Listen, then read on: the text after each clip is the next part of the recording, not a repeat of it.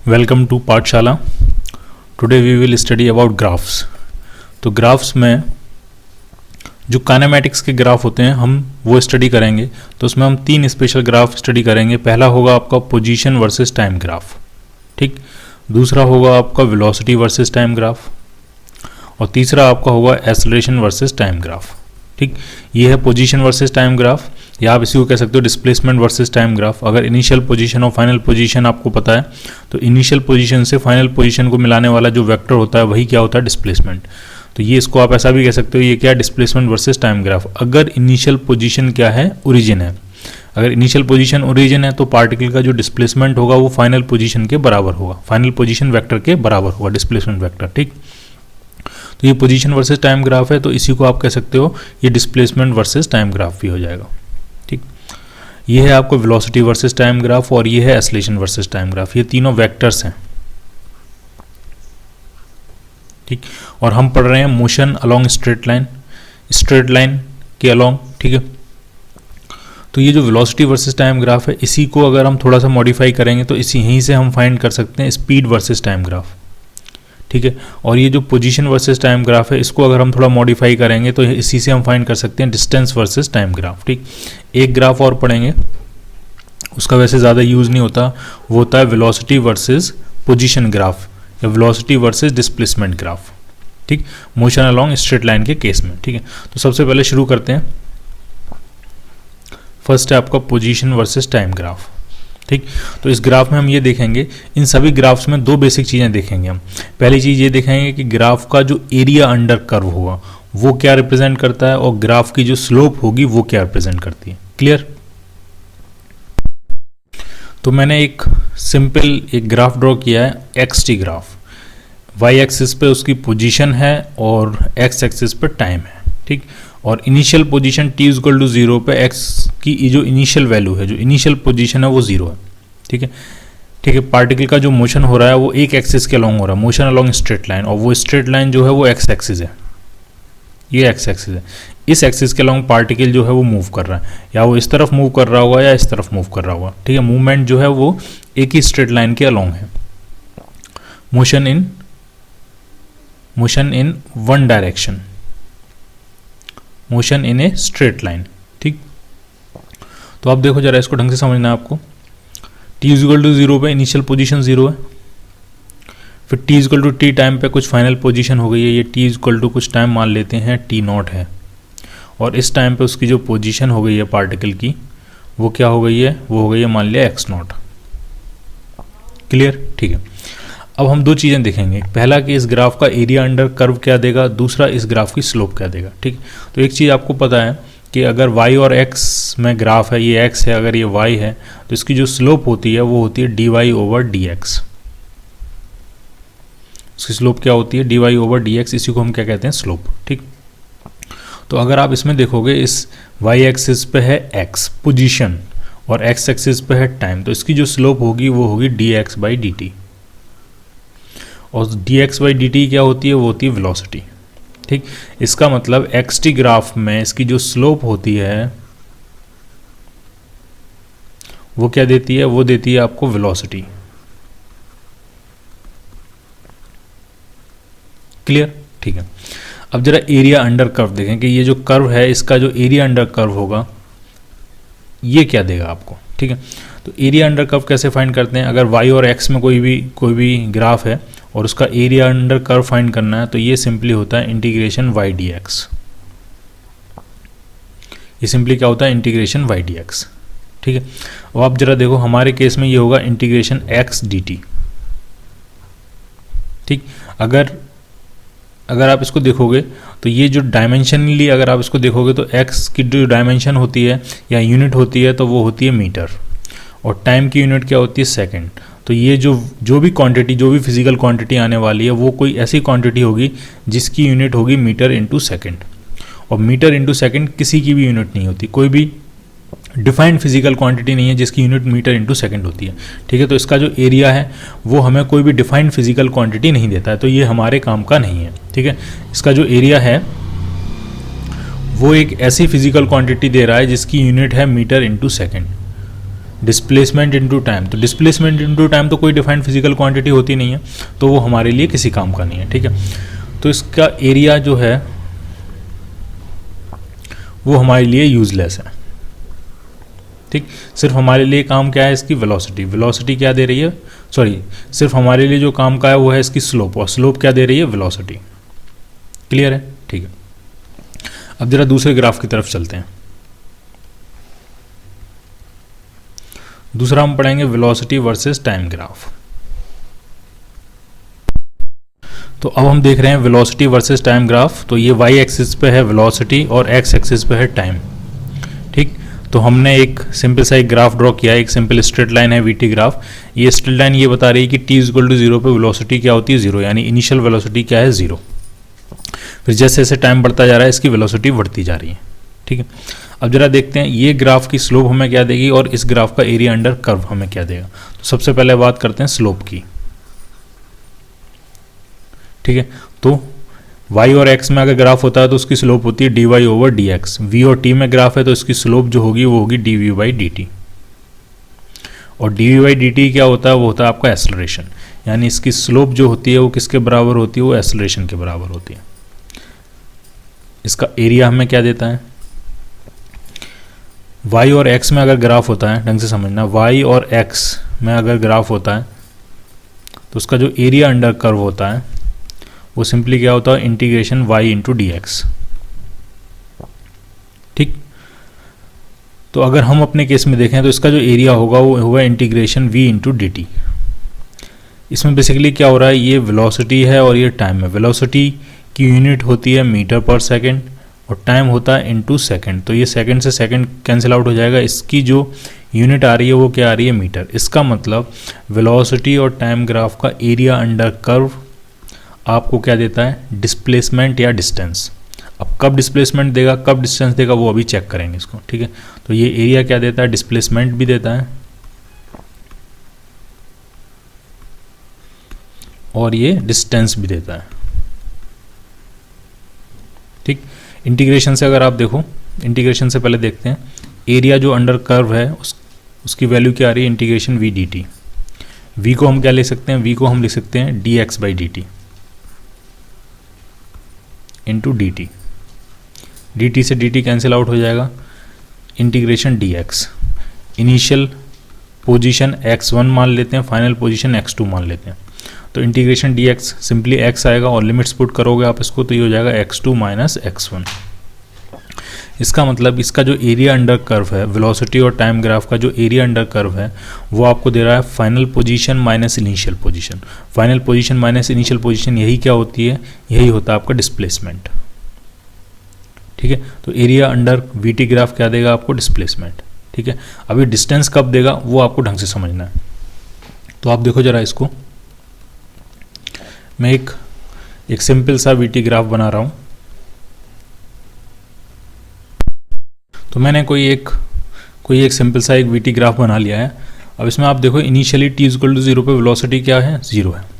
उसके बाद जैसे जैसे टाइम बढ़ता जा रहा है वेलोसिटी बढ़ती जा रही है, वेलोसिटी बढ़ती जा रही है, पॉजिटिव डायरेक्शन में बढ़ रही है वेलोसिटी। यानी अगर हम इसका पार्टिकल का मोशन देखें तो ये एक्स एक्सिस के अलॉन्ग मान लिया पार्टिकल मूव कर रहा है, वन डायमेंशनल मोशन है, motion along straight line.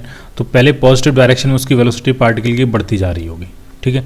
Positive direction में वेलोसिटी बढ़ती जा रही है और यहाँ पे वेलोसिटी पॉजिटिव डायरेक्शन में मैक्सिमम हो गई। उसके बाद वेलोसिटी घटना शुरू कर रही है।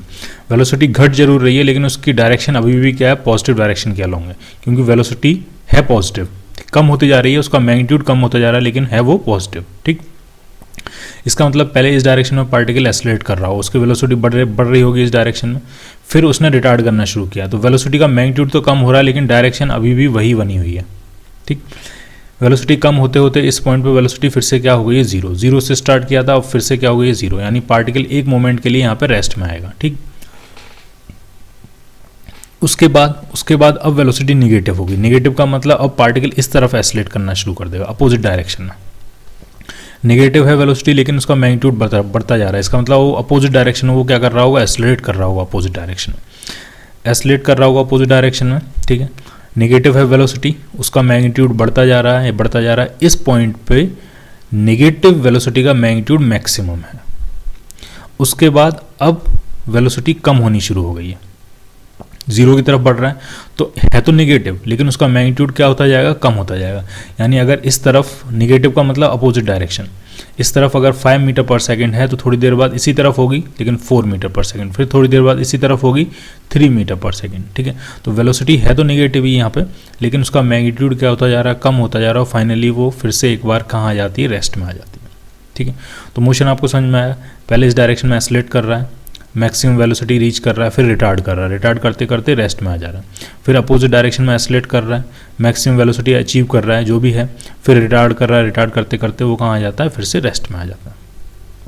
ठीक, अगर मैं इस स्ट्रेट लाइन का स्लोप निकालूंगा तो आपको इस टाइम पे यहाँ से अगर हम इसको टाइम्स में डिवाइड कर लें, मान लिया ये T1 है, ये T2 है,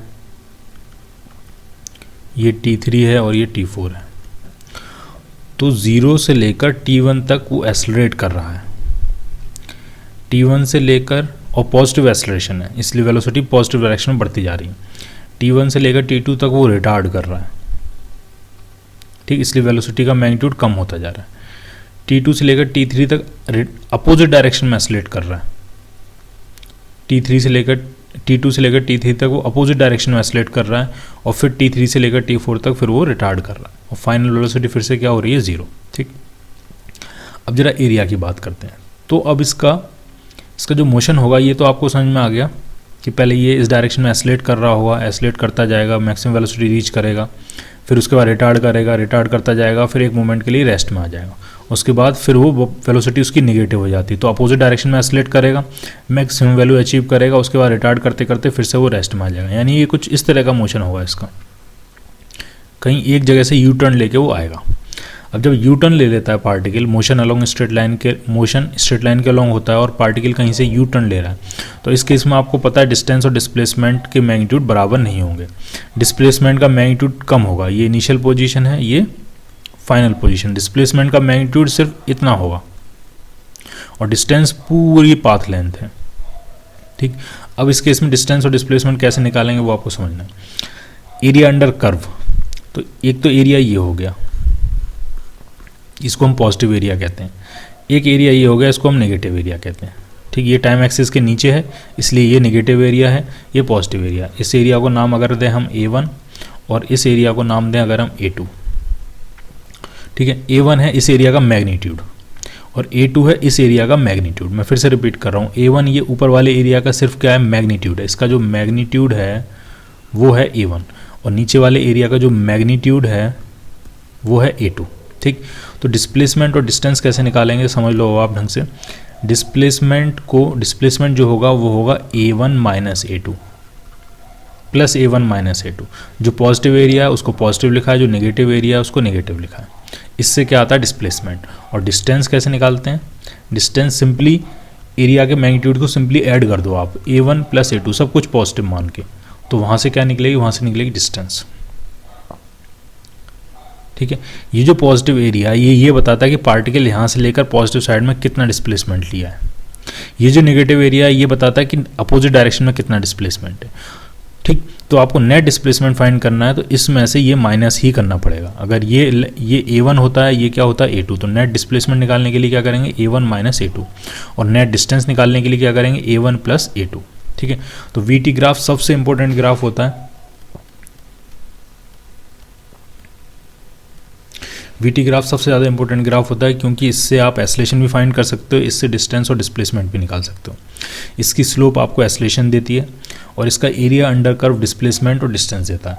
अगर आप पॉजिटिव को ऊपर वाले एरिया को पॉजिटिव और नीचे वाले एरिया को नेगेटिव मान के ऐड करते हो तो वहाँ से क्या आता है, डिस्प्लेसमेंट, और सब कुछ पॉजिटिव मान के ऐड कर देते हो तो वहाँ से क्या आता है, डिस्टेंस। क्लियर है ये। अब जरा चलते हैं थर्ड ग्राफ की तरफ।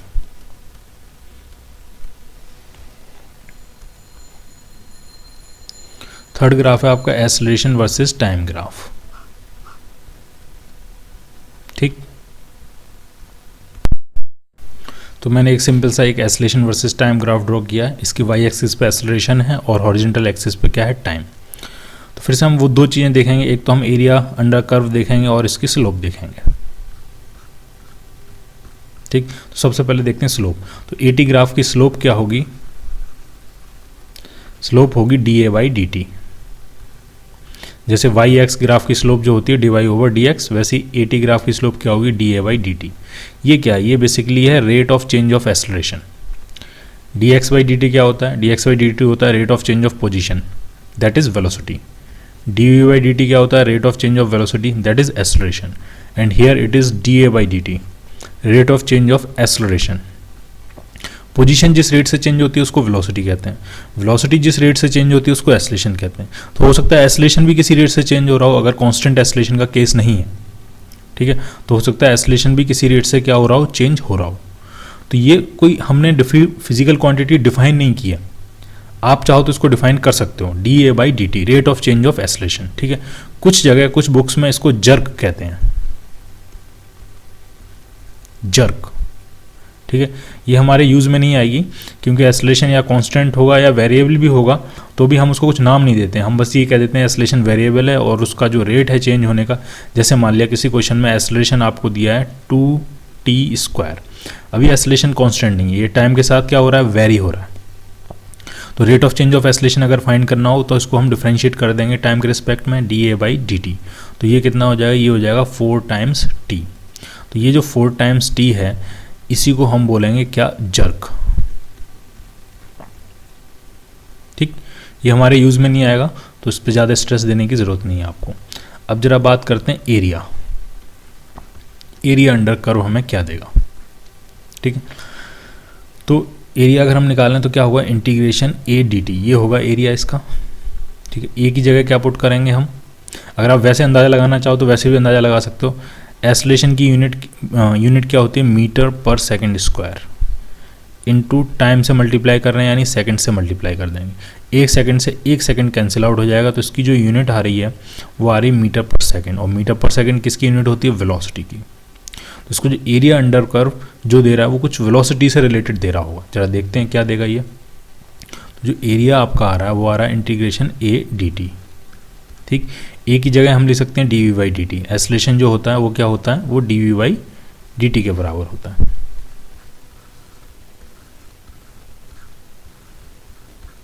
इंटू डी टी, ये डी टी से डी टी कैंसिल आउट हो जाएगा, तो ये आ गया इंटीग्रेशन डी वी।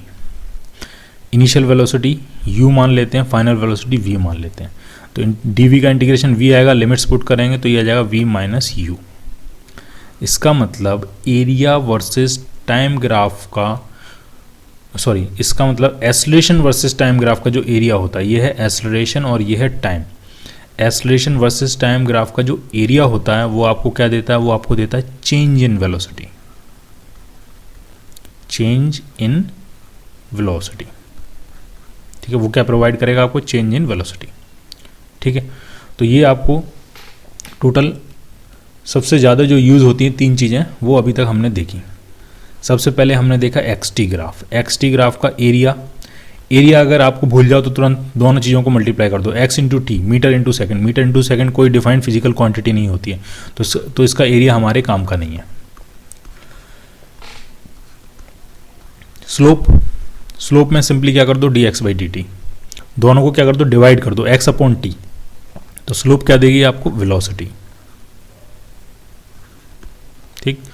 दूसरा ग्राफ हमने क्या पढ़ा, वेलोसिटी वर्सेस टाइम ग्राफ, इसका एरिया आपको क्या देगा, एरिया में हमें बस दोनों को मल्टीप्लाई कर देना होता है, वेलोसिटी इंटू टाइम क्या होती है, डिस्प्लेसमेंट, ठीक है। तो इसका एरिया आपको डिस्प्लेसमेंट भी देता है और डिस्टेंस भी देता है, ठीक है।